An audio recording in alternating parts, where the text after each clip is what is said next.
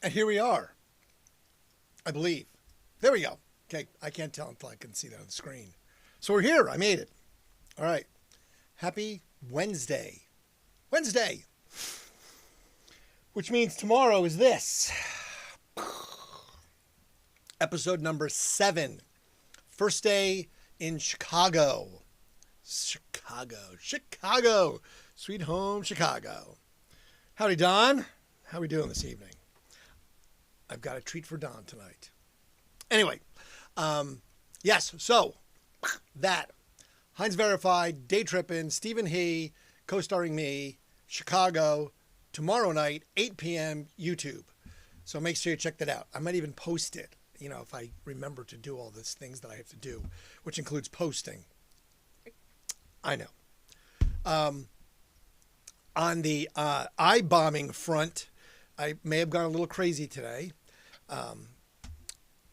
The Good and Plenty's got a little eye-bombing action because the O's looked like eyes to me already. The no stopping any time sign, well, maybe it got altered a little bit. Now it looks less ominous. And look, the lime. There it is. There's the lime just hanging out in the corner with two little eyes to greet you next time you pick it up and say, choose me, or don't kill me. I don't want to die. But you never know. That's why limes have eyes, because that makes you not want to murder them. Don't kill the limes for your margarita. Anyway, today was what? It was National Dimples Day. Don't have them. It was also National Sugar Cookie Day. Didn't eat any sugar cookies. I did have ice cream. I had so much ice cream today. I did have a lot of ice cream. Tomorrow, it's Chronic Disease Awareness Day. So hopefully none of you have any chronic diseases. That's not great. A lot of us have chronic diseases. I don't know if I have any except for mental instability. That probably is a chronic disease. Now, here's a fun one, okay? Tomorrow is Churlihu Day. Okay, I was like, what is this? What is this craziness? Okay, so Churlihu Day is Edmund Churlihu Bentley, and it's basically like a limerick, and is a 4-line biographical poem. So the rules are this: it has to be 4 lines, rhyming couplets of A, A, B, B. So like the first and the second and the third and the fourth. A person's name in the first line. Something said about that person. Humor, because Churlihu poems are meant to be a funny poem. Now, Churlihu sounds like Dr. Harfar from The Man with Two Brains with Steve Martin. So, of course, I had to come up with it. There were examples there, but I came up with my own. So here you go. Here's my attempt at the Churlihu poem. Some call me Randsanity. I'm prone to profanity. If you don't find this fun, then away you should run. There you go. Punny. He's got a sour look on his face. No chronic disease that I'm aware of. Guess what? It's Awareness Day. He does have a sour look on his face because he's a lime with eyes. But there you go. There is my attempt at it. So again, if you want to see what the rules are this, like a limerick. 4 lines, rhyming couplets of A, A, and B, B. A person's name in the first line, so it has to be the person's name. Something said about that person.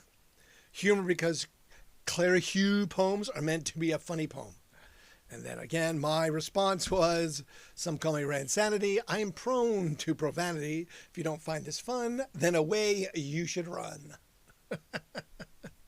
So you can do your own and find your own little prose when it comes to that. But there you go. That was my attempt at the Churlihu Day. It's also tomorrow is Pina Colada Day. Who doesn't love a good pina colada? So Pina Colada Day. It's also National Kittens Day. I have a video of me mopping puppies. I know it sounds weird, but I'll find that. When we used to do the Humane Society, they brought in a bunch of puppies one day. I think they were labs.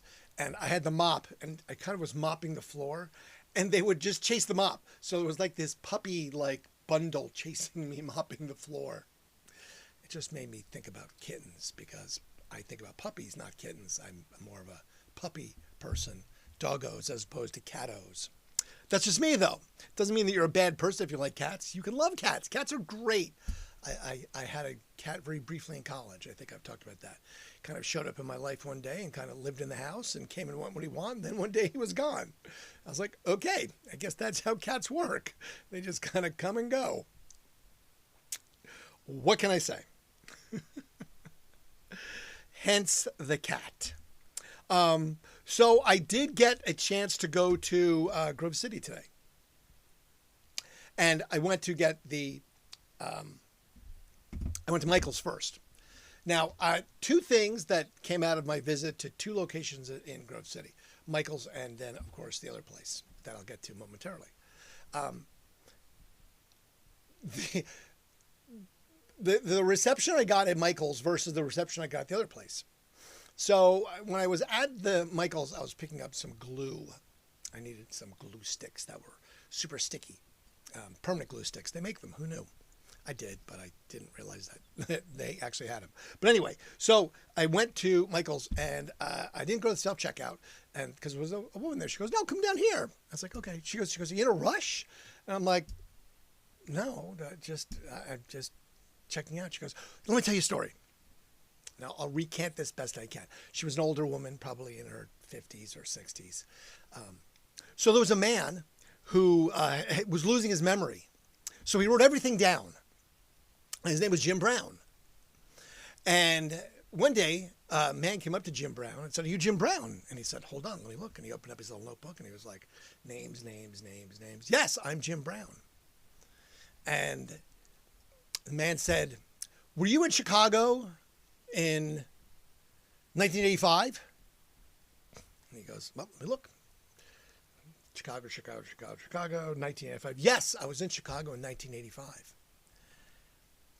Did you have an affair with Mary Beth Polisky? Affairs. As a matter of fact, I did. Well, I'm her husband, and I am very dissatisfied, and I am not happy with this. He gets his book, and he goes, opinions. He goes, I totally agree. I wasn't satisfied or happy with it either. This woman told me at the checkout. I was like, alrighty then. I was like, thanks so much for that. And I kind of smirked and walked out of Michael's like, you are a character for sure, lady. But it was like very interesting, to say the least. But the next place I went, I did go somewhere else. I went to this place, okay? I went to Dairy Queen. The Dairy Queen in Grove City on Stringtown Road. Now, I did as much research as I could, and I found squat, okay? I didn't find anything on this. There was no comments. I mean, there was a little bit about people visiting, but I could not find any historical data. Now, there's no audio. I tried to do a voiceover, but I totally screwed that up. I'm going to try and not screw up anything else tonight. So I didn't do it. So there is no voiceover. I will do the narration as I'm going to go. It's about 1 minute and 20 seconds. So I think I can keep it together for that long to narrate it properly. Okay? But this is the Dairy Queen in Stringtown Road in Grove City, Ohio. Now, from the outside, it may look like every other Dairy Queen. Just a drive-through in a little gray box. But the minute you start to walk through the door, you notice something very different about this Dairy Queen. Because right away, you've got bamboo wallpaper with a big DQ on it. And then you head inside, and it's tiki. I mean, right off the bat, there's a giant DQ surfboard hanging up on the wall. It's got all sorts of, look at this. There's a giant tiki god right there. The booths look like little grass huts. I actually ate in that one sitting right there. It's got fish tanks, which I was like, well, that's crazy. Like tropical fish tanks with real fish in it and like a thatch roof and then seashells framed. And then it's got a bunch of stuff in the corner hanging out there. And it's just kind of this tiki themed DQ, which I was just a little bit, I know it was that what it was, but yeah, it just was exactly that. Now, I did try and get a couple of the other things that are in there. This was hanging on the wall by the bathroom, just a little, tiki. There was a shout out to the kahiki, which again, I think is where the theme was. And here's a little menu from the kahiki there. And the thing that catches your eye right at the register is this giant ass tiki. It's a water fountain that was actually working. So I did ask the guys that were working there. There was a guy that looked like he could be, working in a tiki bar. No one had a clue. Oh yeah, man, it's just. I did suggest that, hey, maybe you should just make up a story. That way, you guys can, when people come in, they can, have something that you could share with them. When I was in there, a bunch of people came in, but a couple of people came in. The one guy was totally just, whatever, blah, blah, blah. But definitely two people came in and were like, oh, what's going on here? Like they had never been before. And they definitely were looking around like, oh, this is kind of a weird thing. So my experience with the younger gentleman at Dairy Queen, my interaction with him was completely different from Michael's. So, they're all just kind of doing their thing. Not really paying much attention, to be perfectly honest. And I said, hey, so, do you know anything about, what's with the tiki setup? Nah, man, it's just, yeah, there's not, I think we're the only one. Okay, great. Is there any history about it or anything? I know I heard you guys used to wear like, Hawaiian shirts and leis and stuff. He goes, nah, man, I wouldn't wear that stuff. That's kind of silly. Okay, well, that's great. I mean, do you know if the owner was associated with the kahiki or anything? I don't even know what that is, man. I know there's a thing that says on the side there. I'm not really sure. I was like, okay, and do you want whipped cream? I was like, on my milkshake? I'm like, yes, it's Dairy Queen. Of course I want. I'm like, I want all the whipped cream. He was like, So, not really wanting to interact, as opposed to Michael's, who wanted to interact way too much and overshare. But that was my experience in Grove City today. From the ridiculous to the sublime, just sandwiched in between. And yes, I had a lot of ice cream. I had a chocolate milkshake. I did have a sundae, and I may have gotten a dilly bar to go. It's DQ. Come on. I don't get into it that often. So that was my lunch and dinner and afternoon snack all rolled into, a multi-thousand calorie snack of delicious ice cream on a hot day. I apologize for nothing. That's just not how it works. I apologize for nothing. Did I mention this? Thursday, tomorrow, 8 p.m., episode 7. Day Trip at Heinz Verified. Me as the second guy. Now, I don't know what tomorrow's episode is going to look like. I don't remember if there's a lot of interaction with me. I don't think so. Not sure. But episode 8, I think there's a lot of interaction. But we'll find out. I'll try and call somebody. Not that anyone will even respond to me at this point. I'm just like, hey, what's going on with this whole thing? Oh, yeah, we'll get right back to you. I need like my sound effects. Crickets chirping. Chirp, chirp, chirp, chirp. Right. No, not happening. So I don't know. Let's see. So what happened today? Today in the world. We know it's Kitten Day tomorrow and Pina Colada Day tomorrow. 1955. Number 1 in the charts. Rock Around the Clock. Bill Haley and the Comets.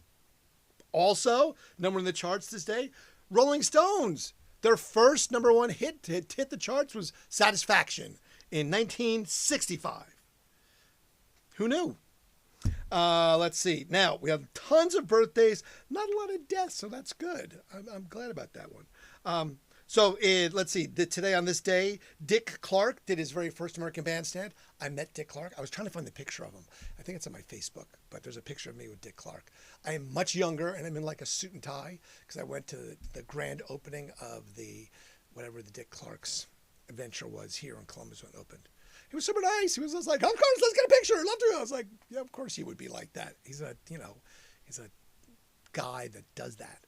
You know, he's a host of a TV show and New Year's Eve and everything else. So, of course. Donkey Kong was released in 1981 on this day in Japan, and then July 31st in America. But Donkey Kong, the start of it all, the brain rot. Let's see what else. American Pie was released on this day in 1999. Eugene Levy. The Office in 2001. The UK one with Ricky Gervais, and Barbie in 23. Remember Oppenheimer, and Barbie. That was a fun movie, and Barbie wasn't bad either. Yes, all that happened. Let's see. Now let's talk about rock and roll things. So let's see. Oh, today, 1995 was Jerry Garcia's last show. The last show in 1995 in Soldier Field. Unfortunately, Jerry then passed away August 9th of that year. And that the Grateful Dead lost the band man himself. But that was the last one. Let's see. Birthdays today. Debbie Sledge of Sister Sledge. And remember that one? We are family. That's Sister Sledge. Mark Amon from Soft Cell, Tainted Love, his birthday today. John Kerr of Simple Minds, Don't You Forget About Me, his birthday today. Courtney Love.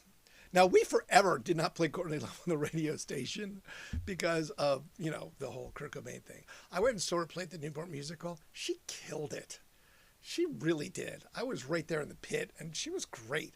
I think the Hole's first, and I think it's the only one. But that's a great CD. If it was written by Kurt Cobain, awesome. I love it. I don't care. But I think it's a really good CD, actually. She belts out some super hits in that one, and I'm kind of a fan.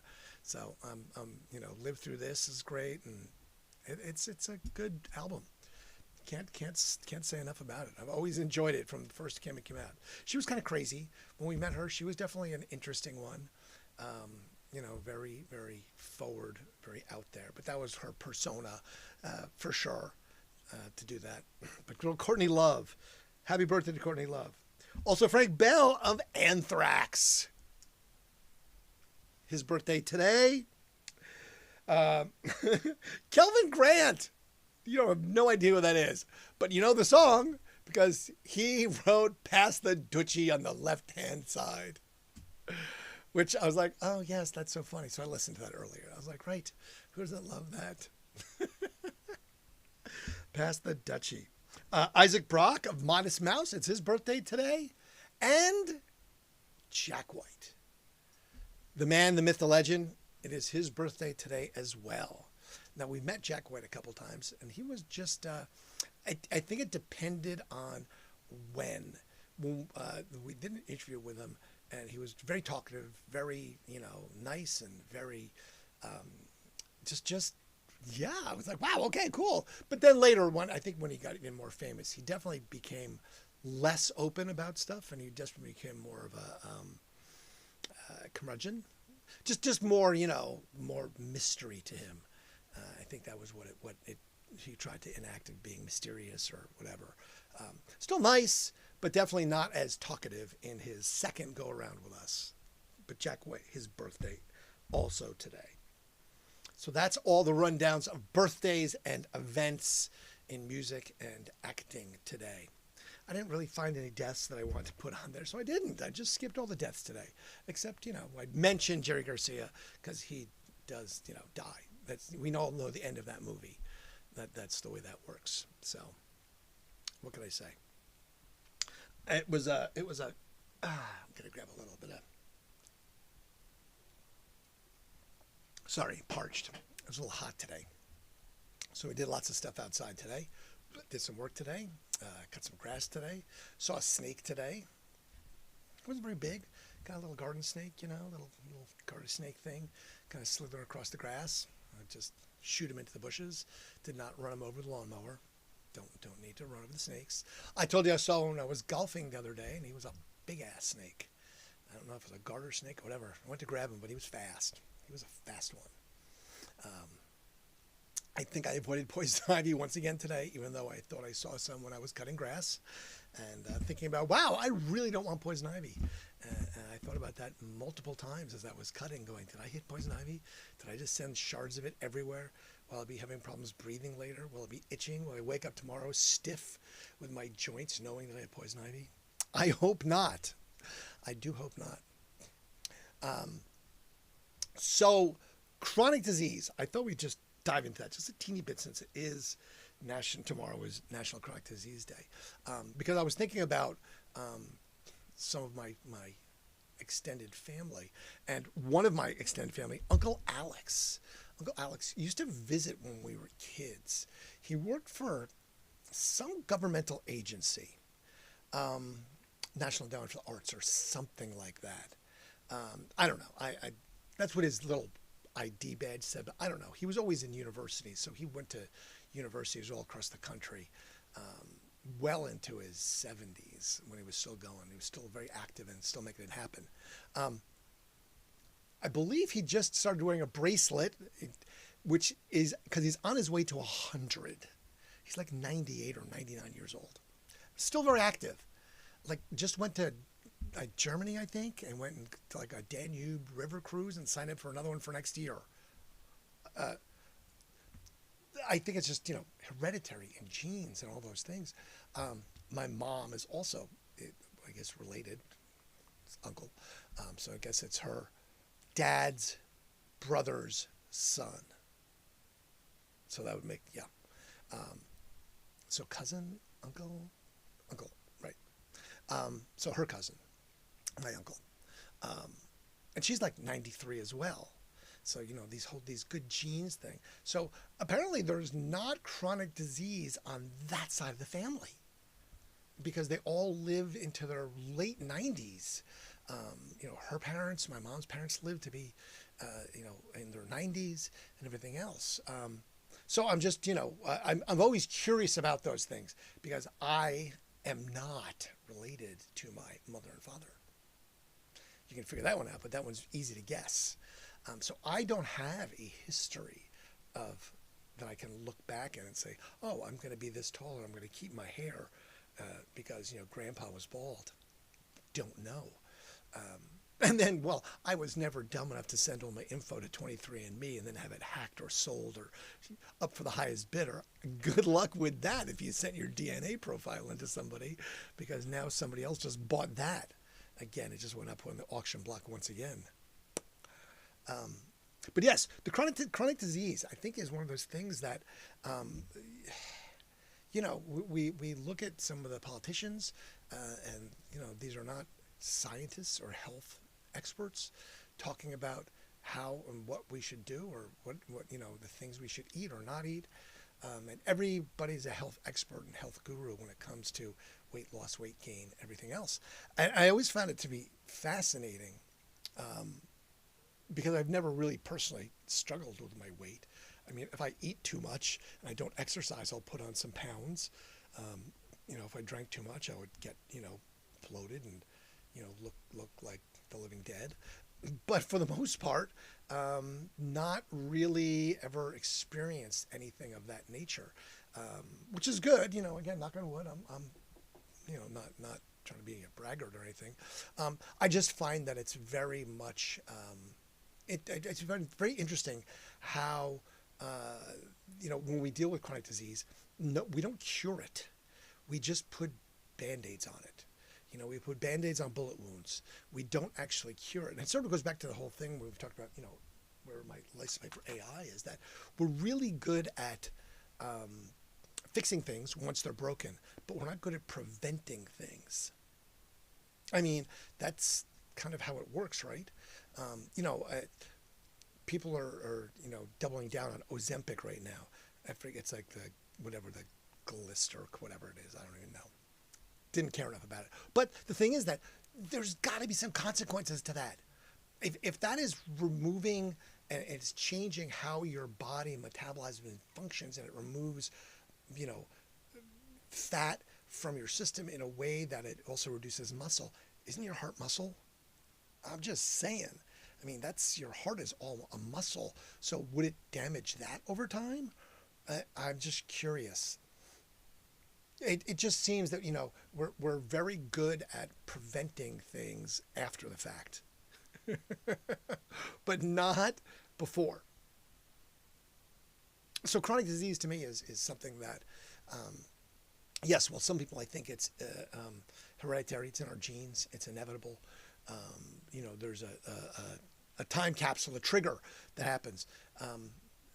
I know someone who has Huntington's disease, and Huntington's disease is, it's kind of like Alzheimer's and Parkinson's disease combined.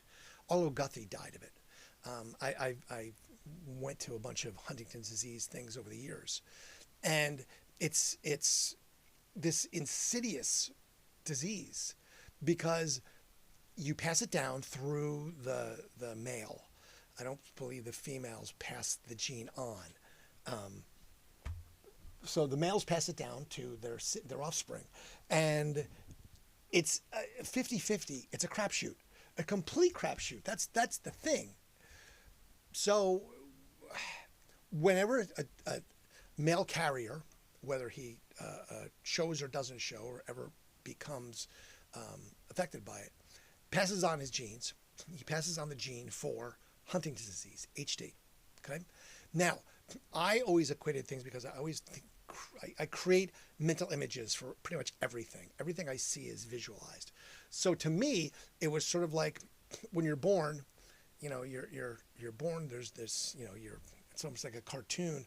Here comes a spy versus spy, and he hands you a round bomb. It says, "Hang on to this." You're kind of like, "What?" You kind of look at this crazy bomb, and he just walks away. And you put it in your pocket, and you're carrying this thing with you your entire life.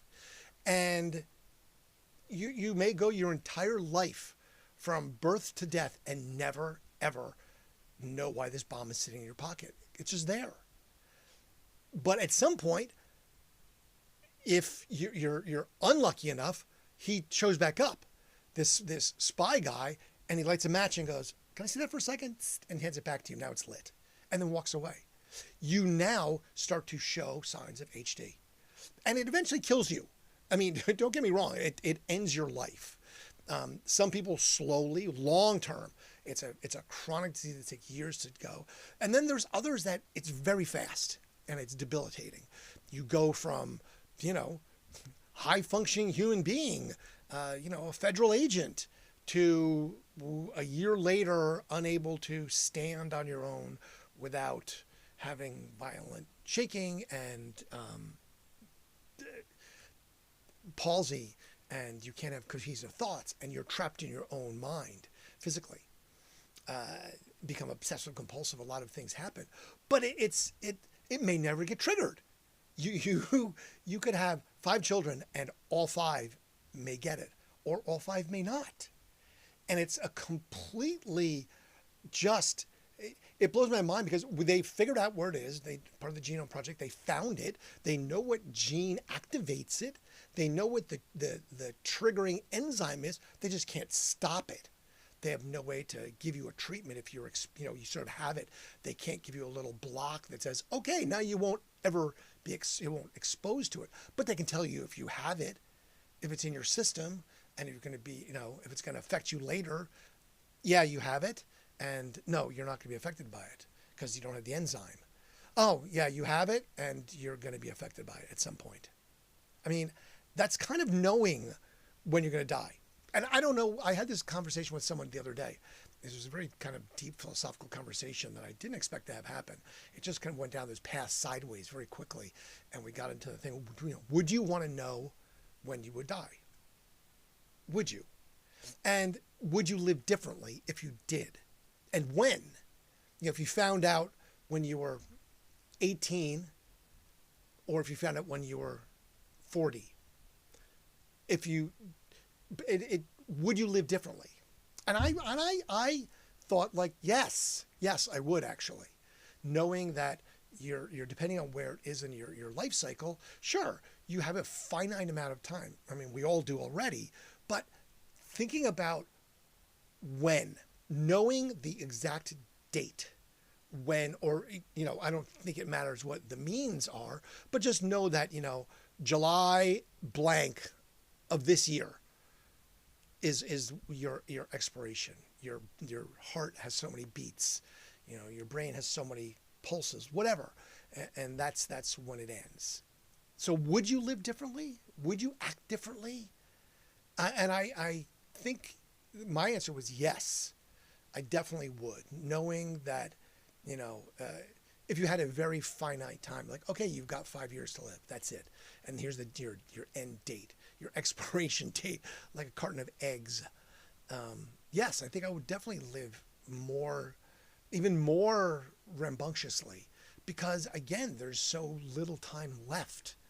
Um, there was a line from the movie The Sheltering Sky that talked about how many more moonrises will you see, how many more full moons, you know, a few, a handful, a dozen more. Um, but it's just that chronic disease thing just, kind of reminded me of that conversation that I had the other day.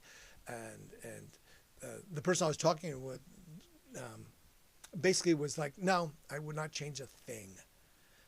I would live my life unknowing of my demise. And I said, how could you though? How could you, with information like that, know and be able to be unaffected by that? I don't think I could. I don't think there's any way to be unaffected by something of that nature. Just because it's so transfixed upon your psyche. We all want to be immortal. Everyone wants to live forever. I mean, would you? Could you? If you were, I watched the movie Sinners the other night, and there was vampires in it. And that's always fascinated me again because, think about living for multiple lifetimes. Like the Green Mile, where, he's 140 years old and you watch everybody that you live, that, die before you. How would that affect you? All of those things to me, it just creates, it makes for great mystery. But I don't know. I don't know if the actuality of living forever would be great. I think you would probably get bored after a while, and wish for the sweet release of death. And I think that knowing when your death would occur, like the actual date, I think you'd have to live differently. I don't think you could, as a human, with that knowledge, be left unaffected by it. So I think that chronic disease definitely affects the body, but I think it also probably affects the mind of people very much so, because you know that you have a shorter window of time. Do you just continue as you were, or do you change psychologically, mentally? I would just think that you would. I don't think that you couldn't, just because I just don't think you can. Just this, how life is so, I mean, of course, life is fleeting. Time is the alpha, of all things. It is the apex predator. Nothing survives time. Not the mountains, not the universe. Everything eventually will succumb to it.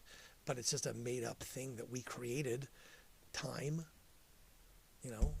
But it's the passing of. Anyway, chronic disease. So tomorrow, if you know someone that does have a chronic disease, reach out, give them a word of encouragement, I guess, or think about how your life, if it's unaffected by it, could maybe better somebody that is affected by it. That's all. And just again, the whole conversation just the other day about knowing your death kind of got very deep, very deep, very deep, very fast. So I was just when it became this chronic disease day, awareness day, I was like, oh, interesting. We'll go back to kittens. I'd rather deal with kittens and pina coladas. That's more my speed. I don't want to get into this too heavy stuff, but I can. I can get deep if we need to. But I don't want to. There's no reason to. And I'm by myself. So it makes it very difficult to be really deep when I'm in this, 7 foot by 8 foot space of just stuff. All the things. Did I mention that this is happening tomorrow night? Yes. Day tripping. Stephen Hay. Me, co-star, guy in the van, along for the ride. Whatever title card they give me tomorrow. If they give me a title card, hopefully they will. That'll be wonderful. I don't know.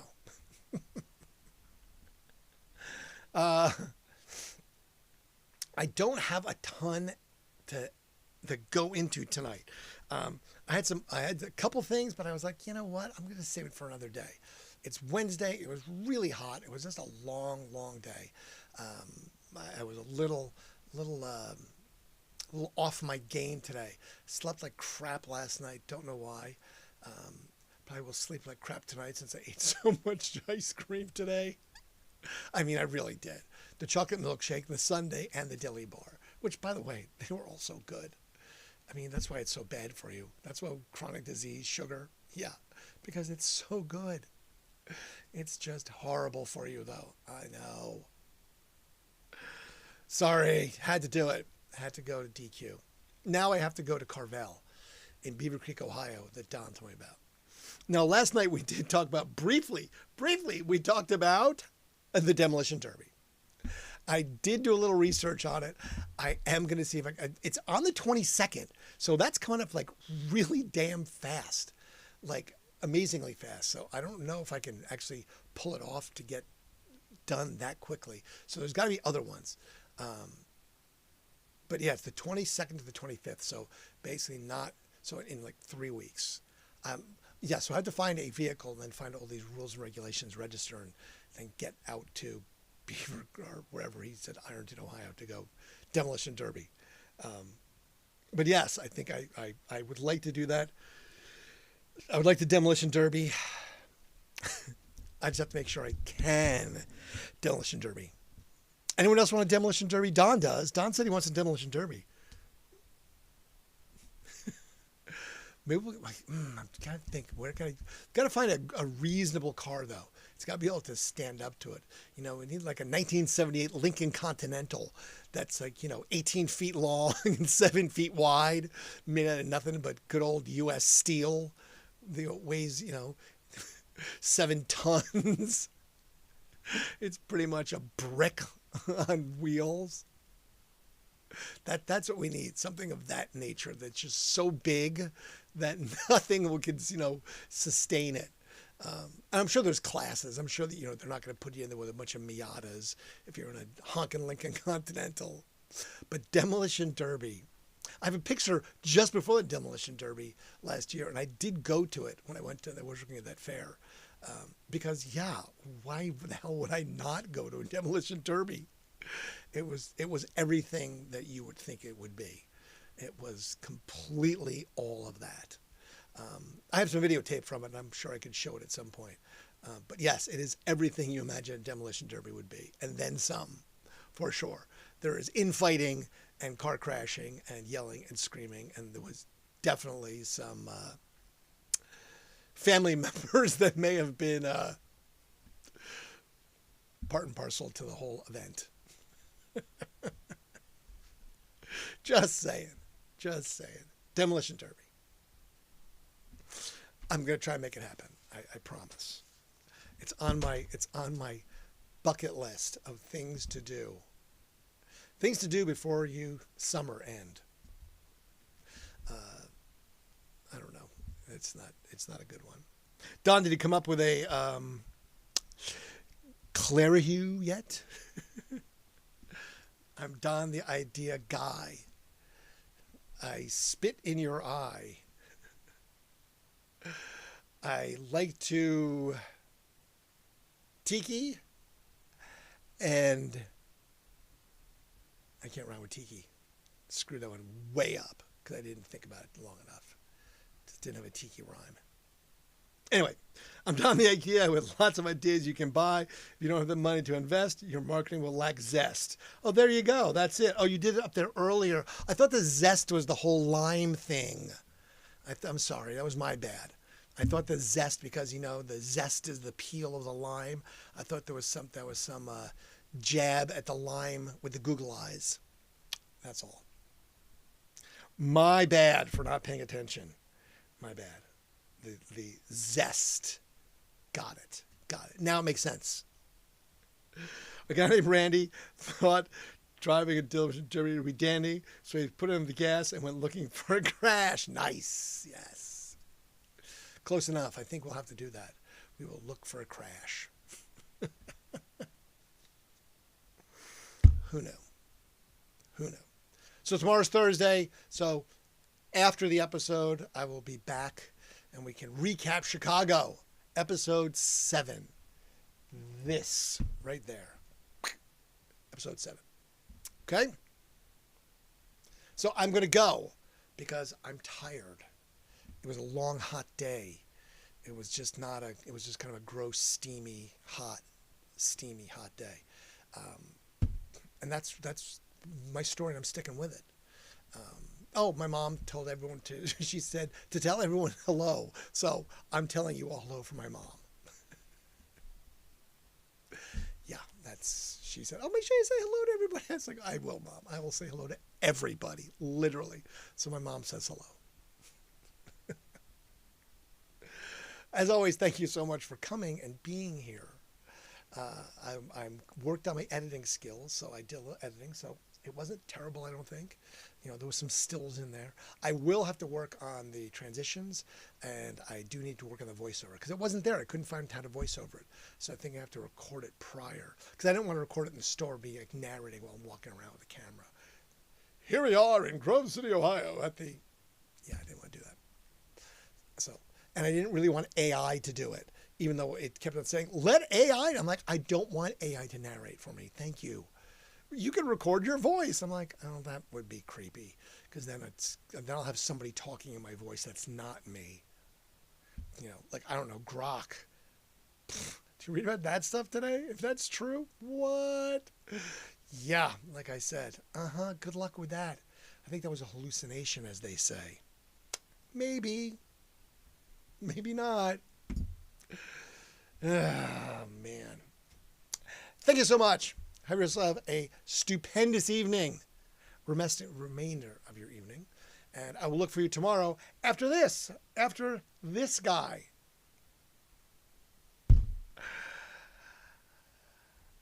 Auf Wiedersehen. A tout à l'heure. Ciao. Fade to black.